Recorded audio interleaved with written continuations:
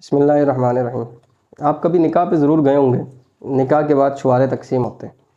اب جو نا جدید دور آتا جا رہا ہے، اپڈیٹ ہو رہے ہیں سارے، تو یہ اب چھوارے یا ٹافیاں یا میٹھی چیز اس طرح کے باکس کے اندر دی جاتی ہیں۔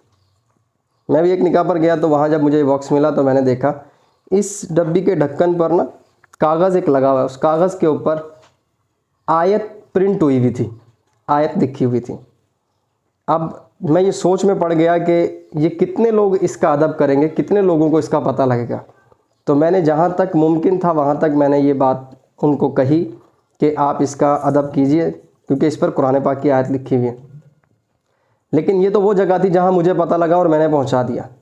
کچھ ایسی بھی جگہ ہوں گی کہ جہاں پر کسی کو کوئی بھی اس چیز کی اویئرنیس نہیں ہوگی، آگاہی نہیں ہوگی، ان کو پتہ ہی نہیں ہوگا قرآن پاک کی آیت لکھی ہے۔ انہوں نے کرنا کیا ہے، بچوں کو دے دینا، بچوں نے کھانا، اس کے بعد یہ خالی کر کے پھینک دینا ہے۔ تو اب کیا کیا جائے کہ جہاں تک میری بساط ہے، جہاں تک میری پہنچ ہوگی، میں وہاں تک جا کر انشاءاللہ عز و جل میں یہ کوشش کروں گا کہ جہاں پر یہ چھپتے ہیں، یہاں بنتے ہیں، جہاں پر یہ پرنٹ ہوتے ہیں، وہاں پر جا کے میں ان کو یہ بات کہوں کہ اس پہ قرآن پاک کی آیت مت لکھا کریں، کیونکہ اس کو انہوں نے استعمال کرنے کے بعد پھینک دینا ہے۔ کسی کو کیا پتہ قرآن پاک کی آیت لکھی ہوئی ہے۔ اس کے علاوہ آپ سے بھی جتنا ہو سکے، آپ کبھی اس طرح کا کوئی معاملہ کہیں پر نکاح کے موقع پر دیکھیں تو آپ بھی ان کو یہ پیغام دیں، اور ساتھ ہی ساتھ کوشش کریں کہ یہ ویڈیو دوسروں تک بھی پہنچائیں تاکہ ان کو پتہ لگے کہ یہ جبہ ہے جو نا، میں نے تو اس کی یہ یہاں سے کاٹ دی ہے نا اوپر سے، اس کو پھر مقدس اوراق میں ڈالا ہے۔ تو اب قرآن پاک کا ادب کس نے کرنا ہے؟ ہم مسلمان ہیں، ہم سب نے قرآن پاک کا ادب کرنا ہے۔